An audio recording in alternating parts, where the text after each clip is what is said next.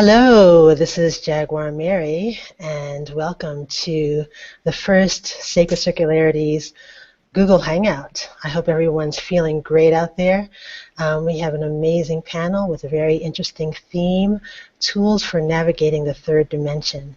Our panelists today are, actually first let me introduce you to Kiana Prema, who has been instrumental in organizing this chat and encouraging everyone to join us. I think we have close to 100 people on, so that's awesome. Kiana has created Hoop Flow TV, and she'll talk to you more about that later. But I just want to do a public thank you. Yes, it's been awesome working with you, Kiana. Also, we have Francie Fishman, who has been really an amazing support for me for the last 4 years, actually, at Sacred Circularities. She'll have a lot to say. She's in Thailand. No, actually, you're not in Thailand right now, but I know you from being in Thailand and all the stuff that you've done there, creating the hoop community there. So welcome to the call. Thank you. Also, Jen Cookson, who is in Canada and is one of my best and dearest hoop sisters. She's been to Sacred Circularities a couple times, and it's been like constant support. Also, Michelle Tan, who's in Malaysia right now, activating the hoop community in Malaysia, which is fantastic. Welcome. Renee, another dear hoop sister who has an amazing story to tell you about how her experience at Sacred Circularities affected her life. It affects everyone's lives, but she has a really special story that I love, and I asked her to come and share it. And then also Shellie White-Light, hey, the healthy hooper, yeah, who I'm going to see in a few days because she'll be teaching here at Sacred Circularities in Sedona on the 4th, which is just 3 days from now. So anyway, welcome everybody, and just so we can get settled in for a minute, I just want to invite you all to just take a... Oh, I'm sorry, thank you. And Lynn, I have this list here, but obviously I'm not paying attention to it. Hey, Lynn.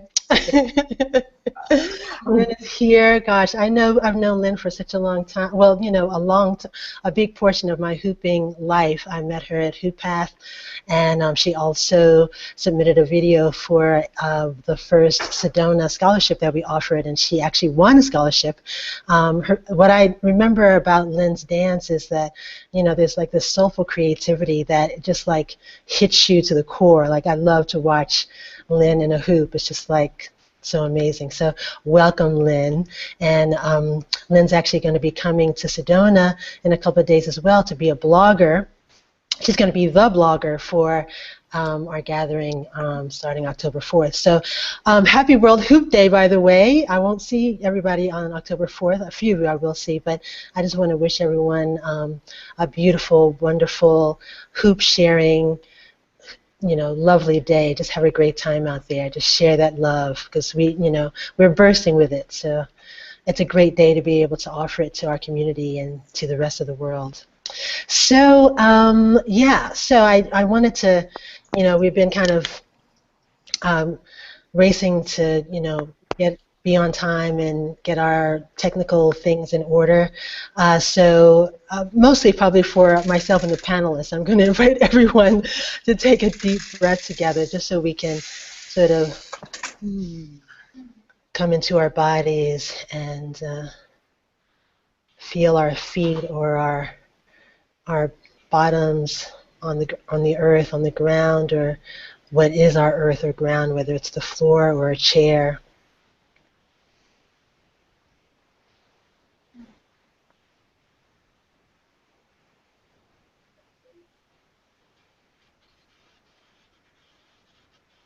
Yeah.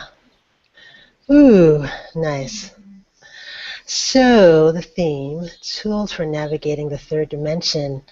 The third dimension is the place where we are, basically. It's the place where we are physical. It's the place where our feet walk on the earth. It is the realm of matter. It's the earthly space, and that's where we are. That's what we're living right now. And so the tools that we bring in to help us to navigate this space, because within physicality, there's bumps, there's equilibrium, there's gravity to deal with. There's lots of things affecting our physical presence in this space. So I grew up when I was 12. My mom converted to Buddhism, and so I found meditation in my life fairly early. And from the age of 12 until now, I've been using that as a tool to navigate the third dimension. And so in 2009, when Jocelyn Gordon gave me a hoop, my first hoop, I found another tool. So Sacred Circularities has evolved out of this realization that as we move and walk, that we're collecting tools to help us to appreciate and to have gratitude for the victories and challenges and investigations and mysteries that appear in our lives. So with that, I just like to open up the call a bit and maybe invite Francie to talk a little bit about the tools that she uses to navigate the third dimension and how Sacred Circularities, I mean, she's been involved in the Sacred Circularities project for the longest, probably, on this panel. So, Francie, I just I honor you. And I you. I've been traveling for the past month and a half, just really committed to going with the flow. And sometimes when the world is your oyster and you have all the possibilities, it seems really glamorous, but without something to ground you, without that framework to build on, sometimes you get really lost. So for me, these tools for navigating the third dimension are my grounding, are the base on which everything else in my life can exist. And hooping obviously has just been huge for me, just moving energy, circulating, dancing, getting into the flow. Yoga is something that's been with me since 2005 officially.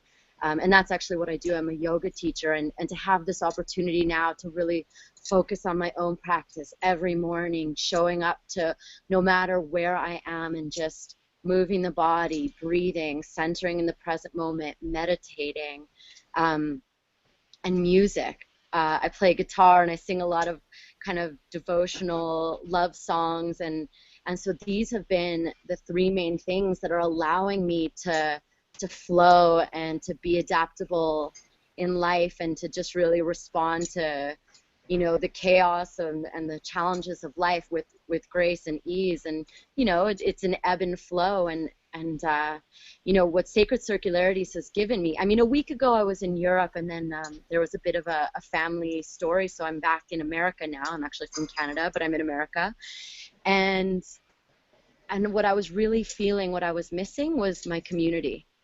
And so what Sacred Circularities and this whole hooping story has given me is this international community of the most incredible, inspiring, creative, ever-present brothers and sisters who are just, really also helping me with that groundwork and helping inspire me and motivate me, and they're there for me on an emotional level, on a spiritual level. It's just been, and working with you for 4 years, it's getting deeper and deeper every year. The more you stick with these practices, the more depth you find, the more clarity, the more ease, the more connection.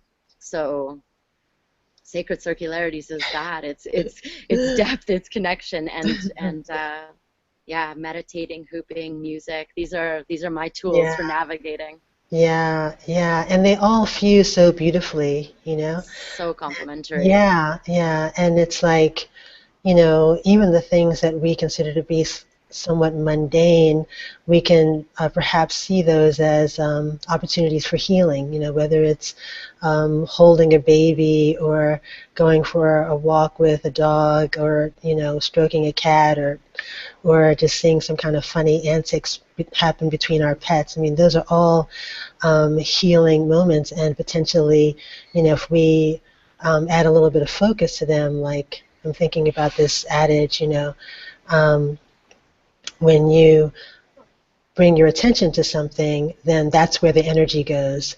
So when we bring our attention to all these things in our lives, we can potentially, bring in more healing just because we're conscious about it. I was talking to Lynn Spencer-Nelsen. Actually, we weren't talking. We were we were doing an email chat, and she relayed to me that during one of the inner alchemical parts of sacred circularities. Like sacred circularities is hoop-centric, of course, lots of hooping, lots and lots of hooping, but then we also bring in these kind of inner alchemy things, these other tools. That's what they are. And so then, do you want to talk a little bit about that? And you can, you can talk about whatever you like, but I'm just anxious to hear that story since you told me. Because I just clicked up and said, can you hear me talking? Yes. Okay. Yes, it was the Shamanic Dreaming that Jane Carlton put together. I think it's the second workshop that she does.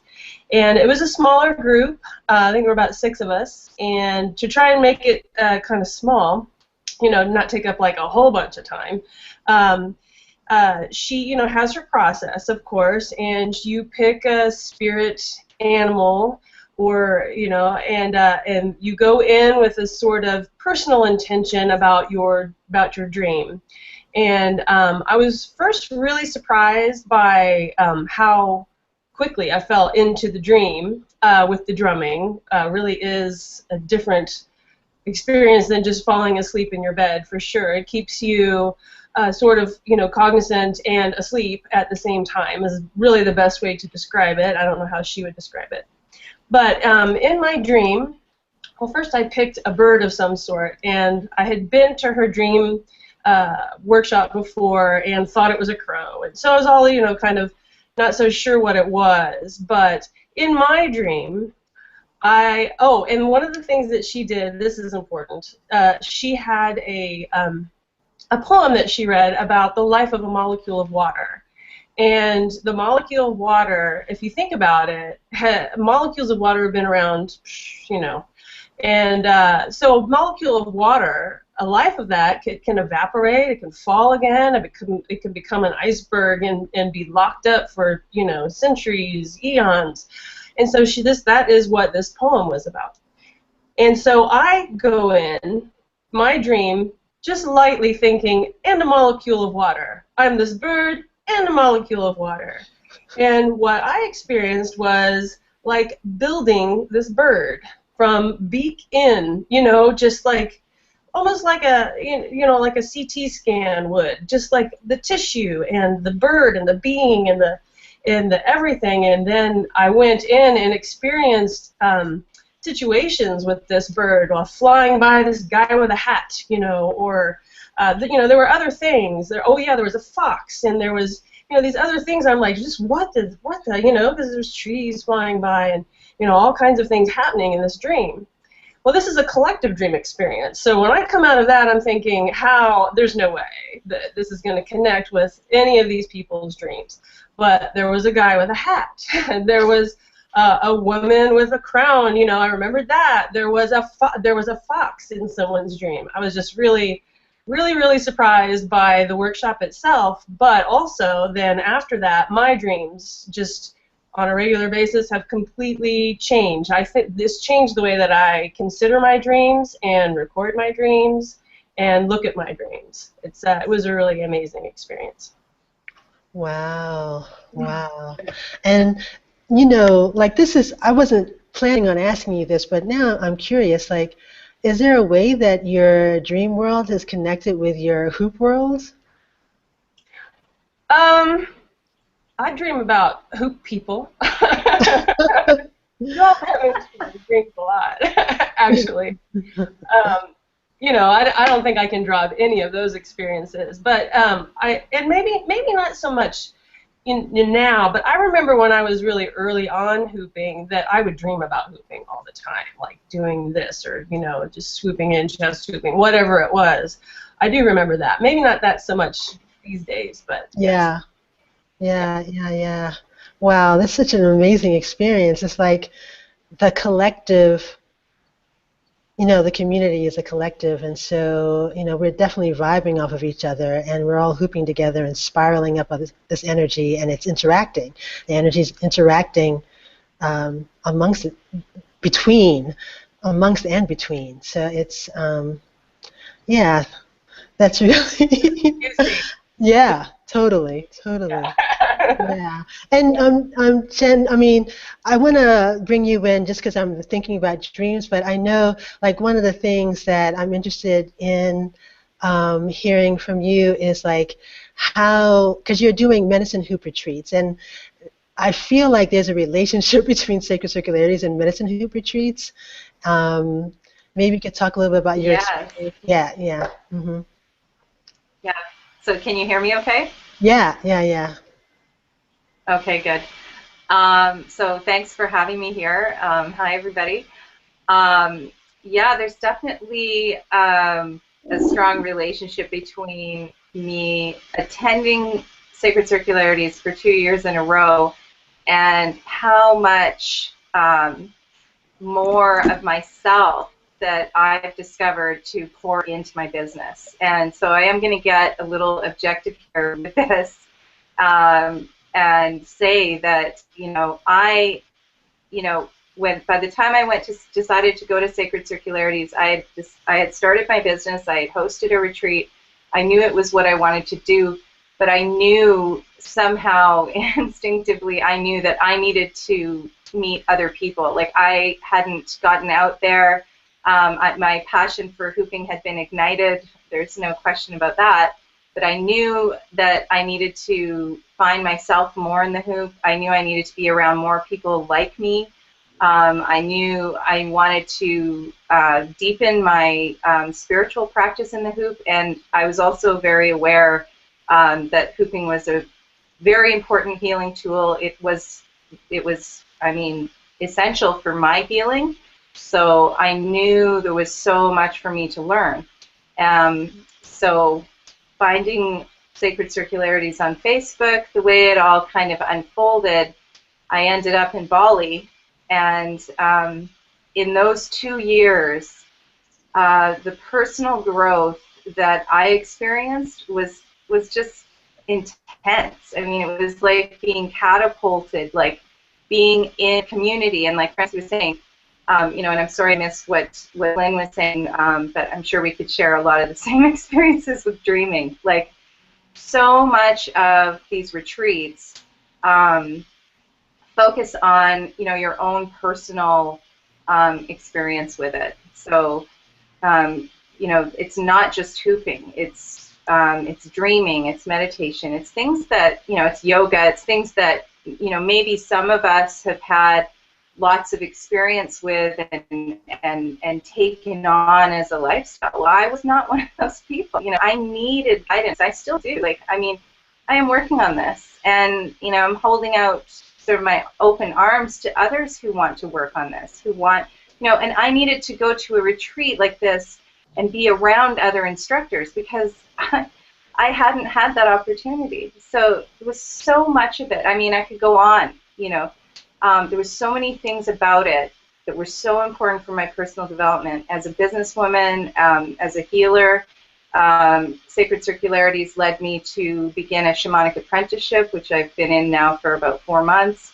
I mean, it's sort of, I think of the hoop as a tool, and I also think of it as a kind of a gateway to personal development, because you are putting yourself in a place to receive guidance, to receive community as well. And that's a really big part of it.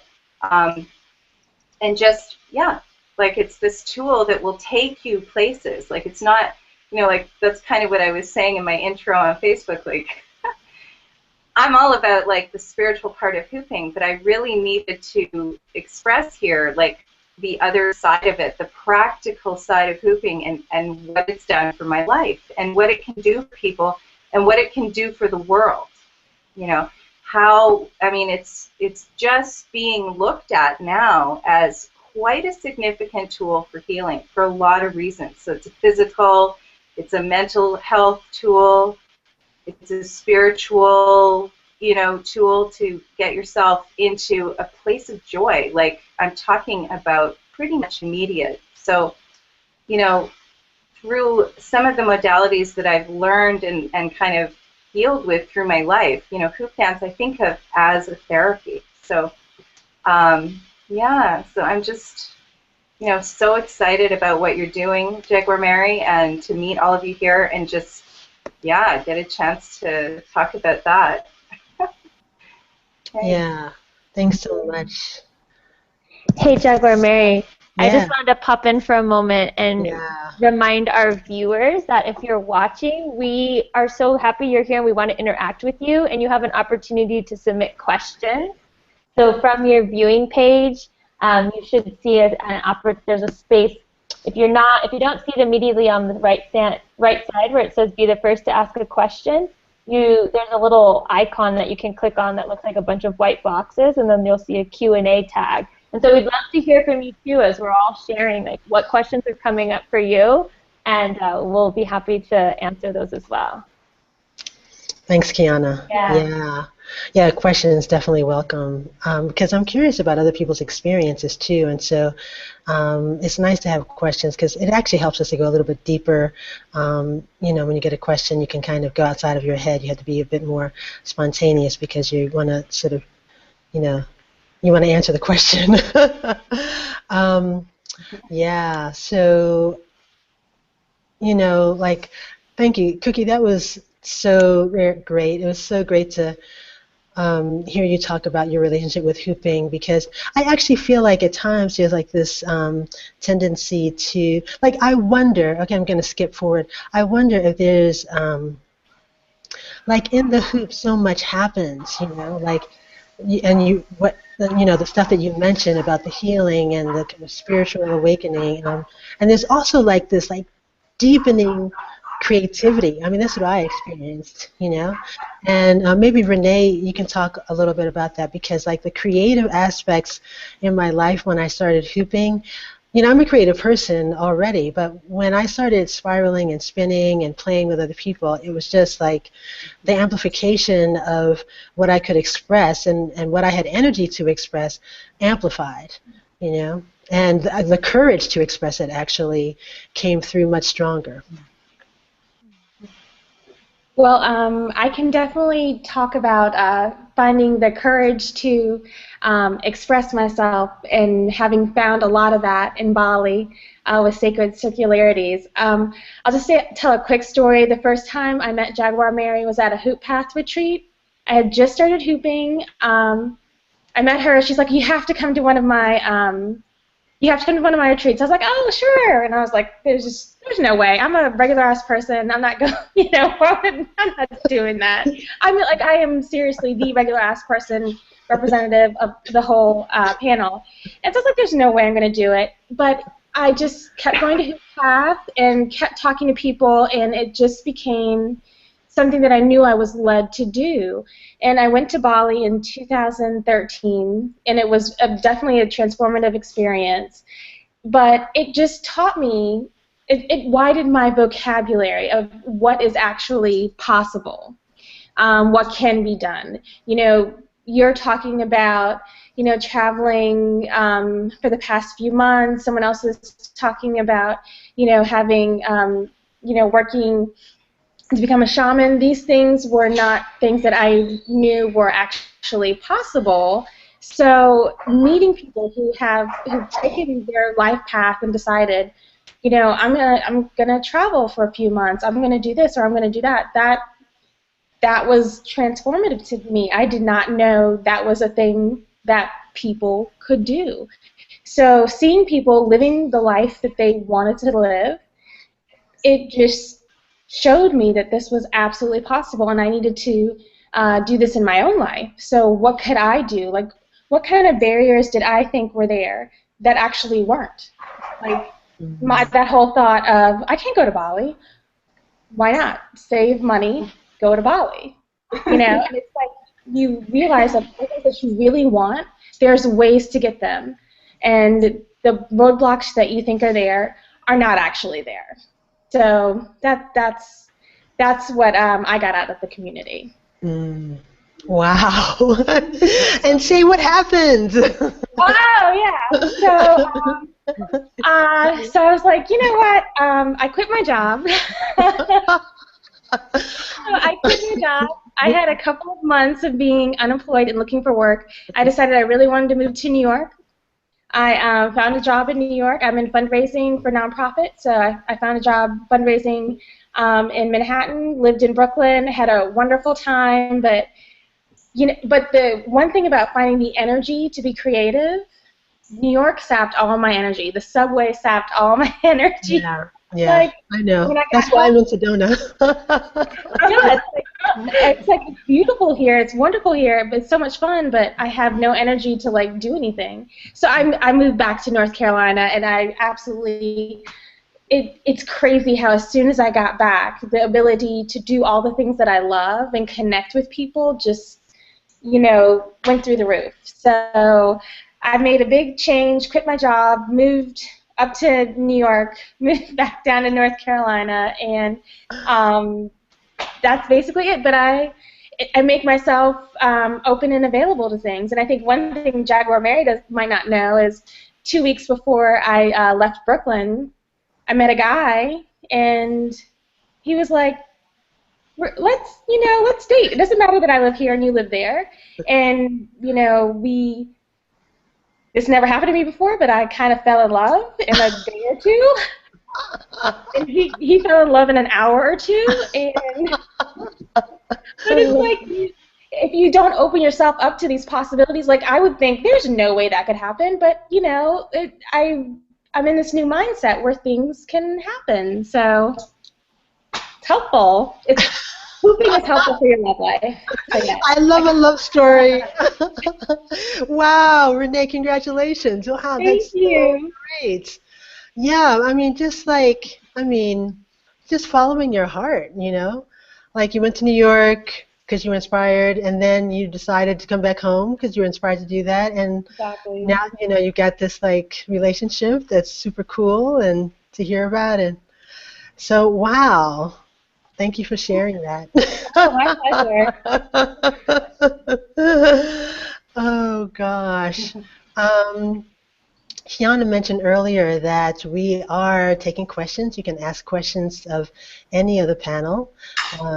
And I think there is Kiana, do you want to kind of instruct people a little bit again on how to do that? Yeah, and Jaguar Mary, just for your own instruction, if you click on the left-hand side, the Q&A bubble, then you'll be able to see questions that are coming in as well. For our viewers, if you don't see the questions panel on the side of your screen, there is an icon for the top, which has some white little check boxes, squares, 3 by 3. Click on that, and then you'll see the Q&A logo.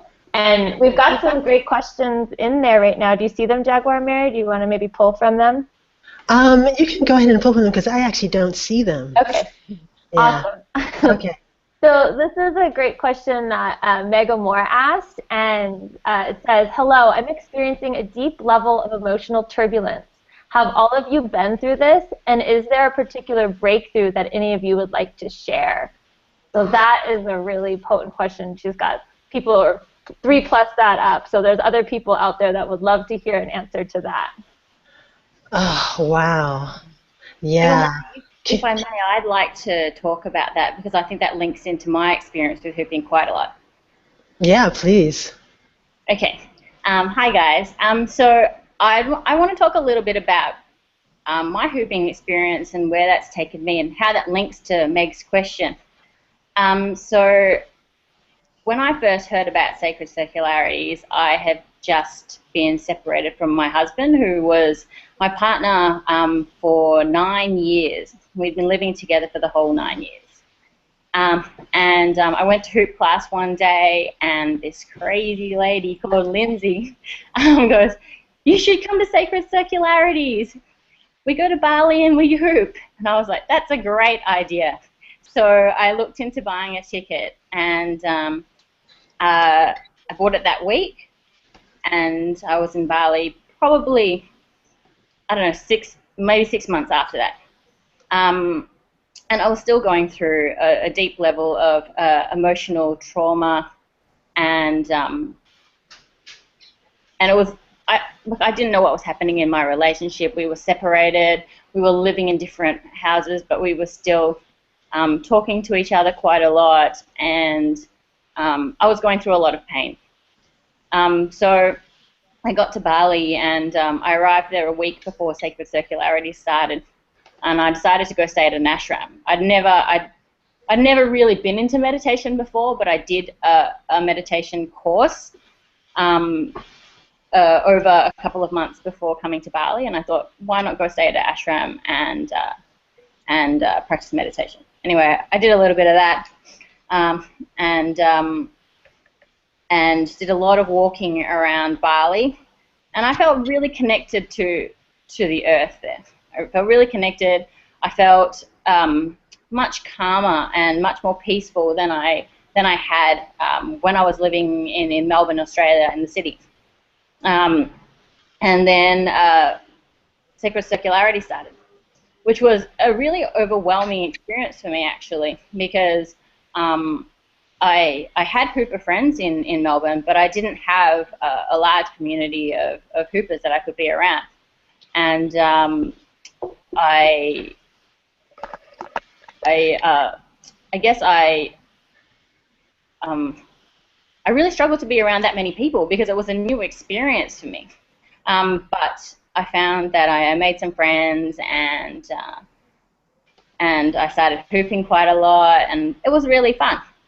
And then I started to go to some of the inner alchemy sessions, and I can't remember exactly what I did in my first year at Sacred Circularities, but I know that there was a lot of emotional release for me. There was a lot of connection to my hoop, which became, I guess, when I picked up hooping as a movement meditation rather than just fitness and dance. And the sessions really helped me let go. I did a lot of crying, a lot of hugging, and getting in touch with how I was really feeling about myself and my relationship. So that was kind of my first experience at Sacred Circularities, and going home to Melbourne after that experience, I was really calm, and I was really peaceful, and I had to, when I got home, I caught up with my husband at the time, and I told him about my experience and that I was getting into meditation because he'd been encouraging me to do that for a while. And this was like 3 days after I got back from Bali. And he told me that he'd started dating and he had a girlfriend. And I was like, shit, this is really intense. And in my head, I felt like I should be really upset and I should be angry and I should be really emotional about this. But from my experience at Sacred Circularities, I was actually so calm and so peaceful, and I was happy for him, and I really, really surprised myself through that experience. It was a really intense a time for me. So I guess for me, going to Sacred Circularities, the beginning of that whole journey of starting with Sacred Circularities, my life started to turn around completely.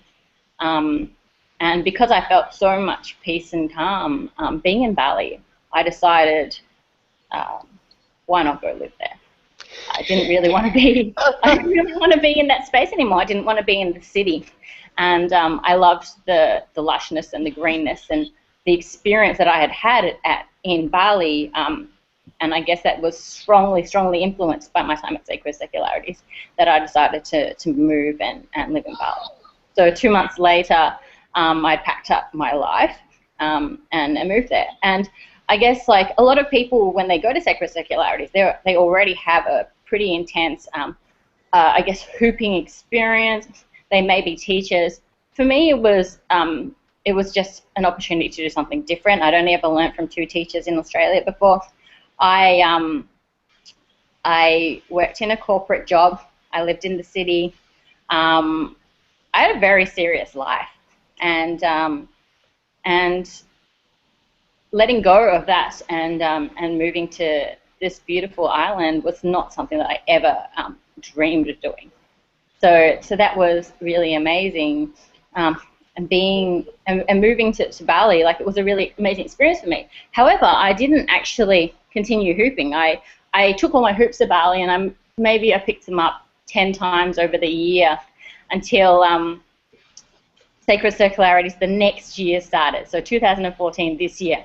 I've been working with Francie and Jaguar and Jules, organising Sacred Circularities, and we'd been working together for about a month. And I still hadn't picked up my hoop. I don't know what was stopping me from doing it. I just didn't feel comfortable picking it up and playing. And we had opening circle for week 1, and everyone started jamming up to opening circle, and I was like, no, I can't do this. But day 2, and I got straight into it, and I loved every moment of playing. I guess the whole that month of being at Sacred Circularities, 4 whole weeks of retreats, it turned everything around again. I mean, I've been living in Bali for almost a year by then, and I've been really focused on my healing. That was my #1 priority of living there, and trying. Sacred Circularities opened me to trying all these different things. Like, I tried breath work, I tried sound healing, I went to kirtan, I tried dancing, and I did all these things like I'd never ever experienced in Australia. So at the end of Sacred Circularity 2014, I had a bit of a breakdown, and I'm like, I think that I've actually healed. Like, it's been a whole year of focusing on me and nothing else. So I think I've healed. Like, what am I supposed to do? And I was crying, and then I saw this stuff on Facebook about Mercury retrograde, which the friends that I had before Sacred Circularities would not post about on Facebook, but all these people that I'd met at Sacred Circularities were posting about Mercury retrograde, and I'm like, that's me, I'm Mercury retrograding, I'm crying, and I don't know what my purpose is, and I don't know what I'm doing here. It was about 2 weeks of... Oh gosh, Michelle is so awesome. I'm crying, going, what am I doing with my life? When all of a sudden it just clicked, and I was like, I want more people to hoop here. There's not that many people in Bali who hoop, but there's lots of people who come in for Sacred Circularities and then they leave. And I was like, I need to start building community here. So then I started organizing a hoop jam in Ubud, and I started teaching people because I needed a community, so I had to build it myself. I guess from there, one thing just led to another. Like, more people were wanting to learn how to hoop in Bali, and then I went to Malaysia for a visit, and I met the flow community in Malaysia, and then they were like, oh my God, you're a hooper, teach us how to hoop, because there's like 1 or 2 hoopers in all of Malaysia. And so I started the Hula Hoop Institute so that I could travel between the 2 countries and just spread hoop love. Yay, wow, that's so beautiful. I was a project manager and a risk manager at And now you're a hooper, you're a hula hooper. And now I'm a hula hoop instructor. And I guess this stuff, maybe I haven't totally addressed Meg's question, but I mean, getting involved in hooping and really allowing myself to experience different things, like not being afraid of trying all the different types of workshops that were available at Sacred Circularities, being open to trying the offerings that are readily available to me in Ubud through different yoga schools and just amazing individuals who are there. I really got in touch with myself, and allowed myself to learn more about myself and why my relationship with my partner didn't work, why I have a shitty relationship with my family, uh, and learning more about myself and the personalities of other people and how to work better with them has really helped me be a more, I guess, balanced and happy person. Yeah, thank you, Michelle. Thank you so much. It's been great working with you, actually, in Bali. I miss Bali. I'm happy to be in Sedona, though. And speaking of Sedona, and actually, I'm going to ask Shellie White Light to speak about her experience as a person who used a lot of tools in her life and who has also taught at Sacred Circularities, who taught last year and will be teaching in a couple of days here in Sedona. And then after Shellie speaks, we'll go to some questions and start answering people's inquiries.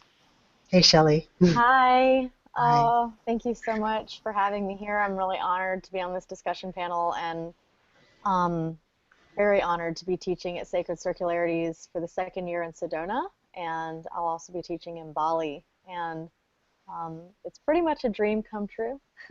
So I've been working a lot in my life on just, I was actually, just to kind of like speak on that and kind of address some of the questions like in the feed. Hooping for me stemmed from a calling to be fully integrated with everything I had going on. And once the hoop showed up, I was all of a sudden able to integrate my path as a massage therapist, as a Qigong practitioner, and as a breathwork specialist, and also as a nutritional expert. And hence, that's how the Healthy Hooper was born. And so I teach breathwork at Sacred Circularities, and it's really beautiful. I call it an out of hoop practice. And I like to help people understand that there's nothing outside of yourself and that everything comes from within, and it actually all stems from the breath. And so getting people really deep into their breath work really helps to unlock the flow. And flow is what we're all really searching for. We just want to fall into the flow in everything, whether it's just our daily being or our relationships or in the kitchen, like making food, writing, creativity, work, making love, like whatever it is. We just want to be fully in the flow. And so I'm really excited that I can share breath work, you know, at these hoop gatherings. Even though I'm a very avid hooper and I love teaching hoop dance too, sharing the breath, specifically the particular type of breath work that I am educated in, it just reminds me where it all comes from, and that it's important to have an out of hoop practice as well as an in hoop practice. And Sacred Circularities has also opened up for me like kind of a career in emceeing. Right now it's very unofficial, but I just really appreciate the opportunity to teach and be behind the microphone in front of people who really value me and be able to make a difference for people and actually have people come up to me and want to inquire deeper about how they can continue to, you know, work with these practices. And because before I started massage school and before I started hooping, I was 170 pounds and not in good shape and not in a good emotional space and very codependent on the world around me and just like desperately seeking for something to make me happy. And I'm still a seeker now. It's so interesting because the hoop, it's almost like it just refined me and helped to guide me on my more perfect path. And it you know, I was brought up thinking that the path was straight and narrow, you know, as a Southern Baptist Christian preacher's daughter. And now I recognize that for me, the path is very spiraling and it's up and down and all around, and it can go any way at any time. And that is a very liberating experience for me. And so the hoop helped me to integrate all of these practices. And I realized that, you know, when I started doing Qigong, I was like, oh, I've been doing Qigong in my hoop. And when I learned all the breath work, I was like, oh, yeah, this is exactly what I'm doing in my hoop. And now I understand how it's all connected. And so it's just really a dance with life. And so being able to share that at a beautiful meditation hoop dance retreat in Sedona, you know, where it's like the spiritual vortex of North America in a lot of ways, and especially like the Western world, it's just been a very profound, and it helps me to, it has helped me find my purpose, and it helps me to realize that my purpose is helping other people deepen their meaning, and that's beyond anything I could have ever asked for. And yes, so keep hooping, keep doing it, keep breathing. It's what we're here to do. Keep that breath on. Mm-hmm. You know what, Shellie, there's a question from my friend Galen, and since you talked about your hooping start, I'm going to read her question, and maybe you can speak more deeply about it. She says, for someone who is completely out of shape, what would be a gentle way to start hooping on my own? Yeah, I just, you know what? I started hooping on my own by myself in my living room, like incredibly insecure. And I ordered a hoop and a DVD. I'll just give her a quick plug. It was from Christabel. I ordered it from hoopgirl.com, and it was like one of the few hooping websites up in the world at that time in 2008, early 2008. And so I started hooping, and I did not want to hoop in front of people, but I hooped every day, whether it was in my living room, and if I wanted to hoop outside, I would go out at night, like at the beach, and I would just hoop and cry. Like I was really, like my boyfriend thought it was super weird, so we broke up. He was like, my mom's not into this, like she thinks it's kind of slutty, like what are you wearing? Why are you going to these freaky drum circles? You know, I'm like, I want to travel the world and hoop dance. He's like, great, I want to live in a house with a chocolate lab named Charlie. And I'm like, well, damn it. I definitely don't fit into that, you know, and so we broke up. And we were together for like 2 years, you know. And so basically, I feel like the hoop is very gentle. And I've actually made a hoop for a woman who was 300 pounds. And she lost like 100 pounds just from hooping on her waist every day. Mm-hmm. So it's like you are where you are, and the circle is like this all-encompassing, all-embracing mother. Just like accepts you as you are, and you are where you are, and she doesn't want you to be anywhere else. And so you can just like, you can be like, you know, 300 pounds and feeling hella sexy in a hula hoop. You know? Yeah. It's so empowering to just be in your own body, just accept, you know, that level of self-acceptance. Absolutely. Yeah. There's another question here. There's sort of, it's from Kiki Federico. She says, I am particularly interested in how we make the deeper spiritual aspects of hooping and other somewhat, quote-unquote, heady practices we embrace in our community accessible to, quote-unquote, normal people in the mainstream. Can anyone discuss their approach? I would just like to say one thing, and that is, I guess I don't really qualify as kind of normal mainstream, but I will say that whenever I've taken a bunch of hoops out to a park, if I show up anywhere where there's people, you know, a group of people, there's an immediate attraction toward the hoop. And oftentimes it's instigated by a child. You know, the child will come running and playing and wants to play, and then the adults, the parents will come and sort of let the child do what they're doing and investigate and have this curiosity, like holding this curiosity but staying away at the same time. And then there's, you know, so I've brought the hoop. So at that point, I'm ready to step forward to that adult and say, hey, it's really easy. You know, I can show you in 5 minutes how to do it. And if there's some challenge there, which usually there is, you know, then we just keep playing. We just keep trying. We just keep kind of relaxing into the fact that it's not about being right or wrong. You know, this is like the thing that we hold on to. We've got to be good at something the first time we do it, which is like sort of crazy.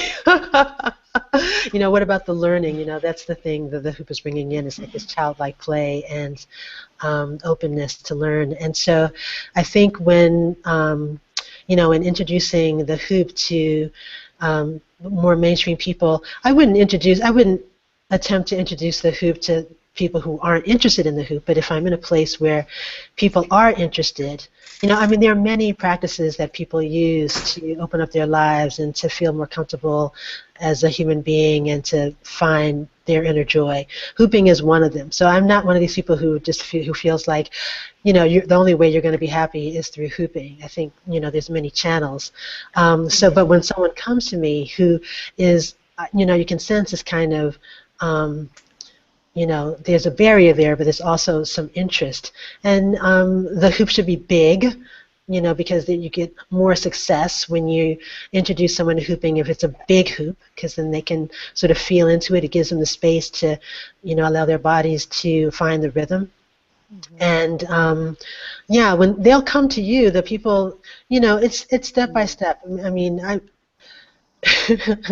yeah, it's all happening. You know, people are learning about the hoop, and whatever that rhythm is I don't feel an impulse to, you know, take over the world or anything, but it's happening anyway, you know. Like I hope that in the future, you know, picking up a hoop will be like, you know, taking a run. Someone will say, oh my God, I just need to like relax, and they'll just pick up a hoop, and they, you know, they may not call themselves a hooper, they may not like be part of the quote unquote hoop community, but they have a hoop in their house because they know that using this tool helps them to relax, helps them to find moments of joy and peace in themselves. So if anyone, maybe we'll go on to the next question. I would love to add something. Okay, all right, cool, yeah. Oh, I just wanted to say one thing, one more thing about that too, and just to emphasize what Jaguar Mary is saying about, you know, helping people connect with the hoop when you're out in public and people are kind of curious but they're not sure.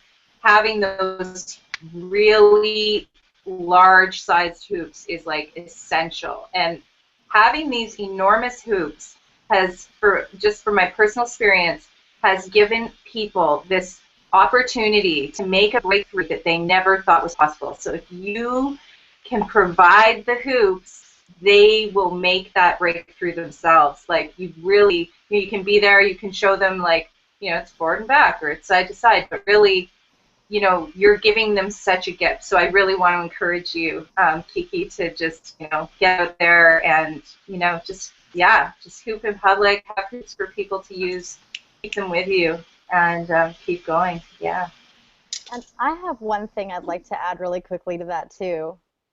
I just wanted to say that when I'm performing, I do my best to actually like fully exude the love that I experience while hooping, like to the people who are watching me.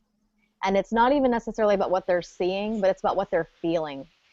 And I also do my best to consciously create sacred geometrical shapes with my body and with my hoops. Like I'll make the Vesica Pisces, or I'll do certain things that imitate flowers of life and things like that. So they're getting the full sacred geometric download, and they have no idea what they're seeing. It's like super stealth. It's super stealth.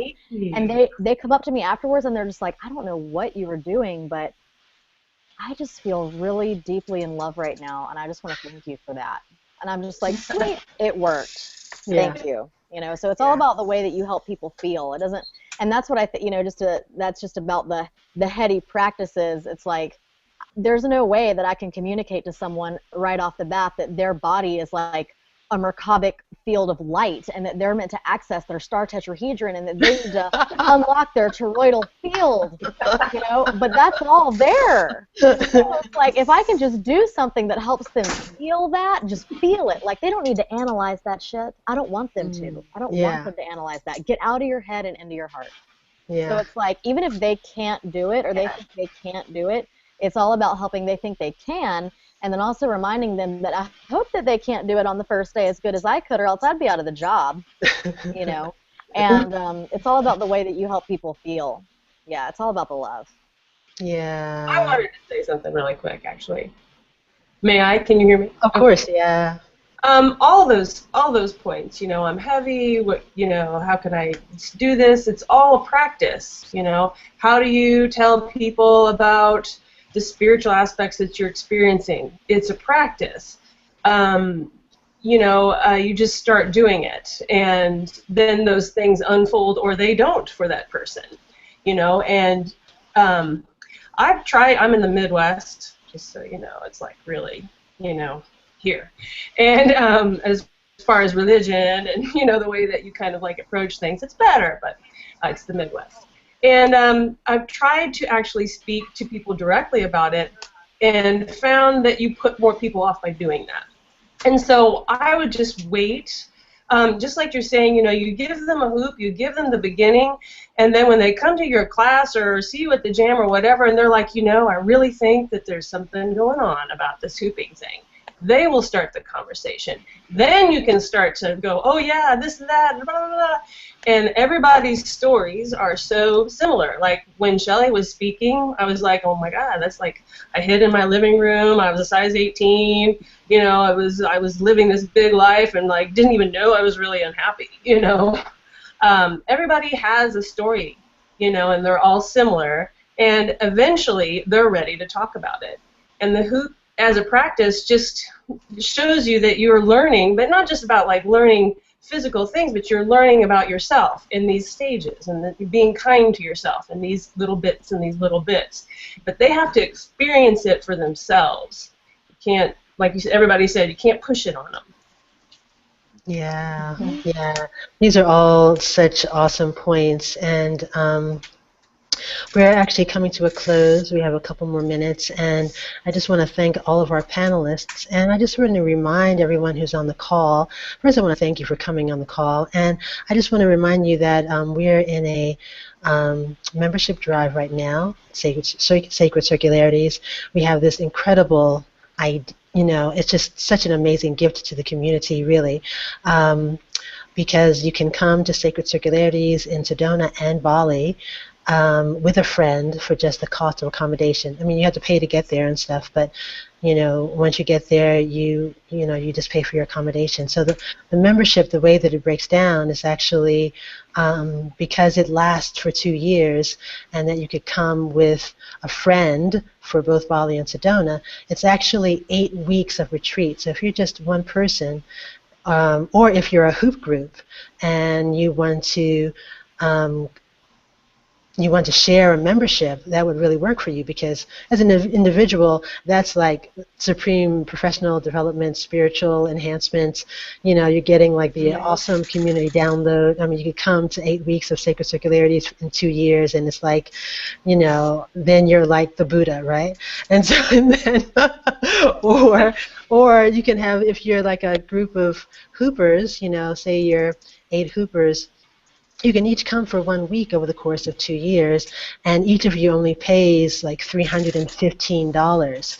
So that is really an awesome deal. I mean, and like on the practical level, if you're a person who has a business and you need stuff to write off, or even if you don't have a business and you're writing off, it's for your taxes. A membership can be written off in your taxes. And it's just like, I mean, as you heard everyone speaking, it's just like an incredible opportunity to be in community in a beautiful place. I mean, that's probably one of the most unique things about Sacred Circularities, is that it happens in Bali and Sedona, which are 2 of the planet's hot spots, 2 of the places in the world where you're going to you're going to experience yourself in that place in ways that you have never experienced before. I mean, being in retreat is extra special because you're leaving your regular scenario, your sort of known environment, and moving into an unknown environment. And so there's potential to really there's just so much potential for growth and expansion in your life. Through making this journey. It is a journey. It is a journey. It's like going through a portal, It's like one of those special hoop portals. Very good. So, anyway, it is 6:01.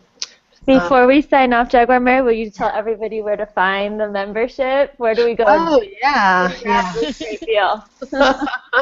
Yeah, so the membership, is there a place for me to type it in somewhere? There absolutely is. If you click on the left, there's a little yellow tag that says Showcase. Okay, great. You can type the link in there. Oh, okay, great. So I'll just type it in for everybody. Um, it's sacredcircularities.com/membership.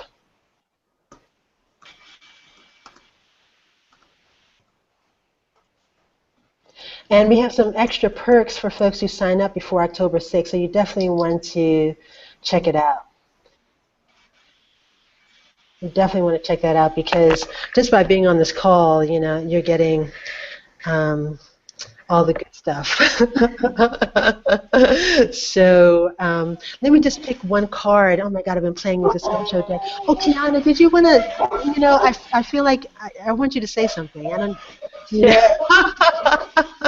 Yeah, do you want to maybe mute, so those that don't know, Jaguar, Mary, and I are sharing space, which is amazing. So will you mute your mic? Maybe that'll help with the feedback. Gosh, this has been so amazing, and it's so true what Lynn was saying about how the story is mirrored. Like, so much of what was shared is absolutely my story as well. I guess I'd like to touch quickly. There was a question that was like more about how do you make that transition from normal person to where you are now. And I can just share that in 2009, I was in the middle of my corporate sales career selling capital equipment, so multi-million-dollar pieces of equipment in the semiconductor industry. That's the industry that makes all the little devices, the little chips that go in our computers and our phones so we can do this cool technology stuff. And I was pretty unaware that I was unhappy as well. And then I started realizing that I wasn't happy. And I found the hula hoop. And it totally changed my life for sure. And it also brought together a lot of other practices that I was finding as well, with yoga, meditation. Things were coming together for me. So it was just a really powerful tool for me. And ultimately, it led me on this journey of diving into the unknown and letting life unfold. And so as I've traveled, I've created and started sharing a practice that I call Hoop Flow, and I'm the creator of Hoop Flow TV, which is the website and how this will be there. But I really learned to use this. I say that the hoop is my leading edge tool. So even if what I'm actually doing in the world, a lot of marketing and things as well, isn't hooping itself, it's the tool that gets me there. Like if I'm not sure what I'm supposed to do, I go to the hoop and I'll figure out what it is. And so it's just been a really incredible thing. And then through that synchronicity, that flow that we find from the hoop, magic happens. Like me meeting Jaguar Mary at a hoop jam in Sedona, and then she moved into my house, and we're getting ready for Sacred Circularities next week. So when you dive in, when you say yes, when you invest in yourself, when you invest in retreats, I mean, the amount of investment that I've put into transformational retreats and experiences over the last 4 years is just, through the charts. So what the membership that Jaguar Mary is offering is so powerful. It really is just a real gift. If you've been thinking that there's something more to life and you'd like to know what it is, then I feel like this is a real opportunity and blessing for you to dive into that and to be supported in a community who also understands what that experience is. So just a real honor to be here with everybody, and thank you so much for being here and viewing this with us. Thank you. Thank you. I think you're on mute.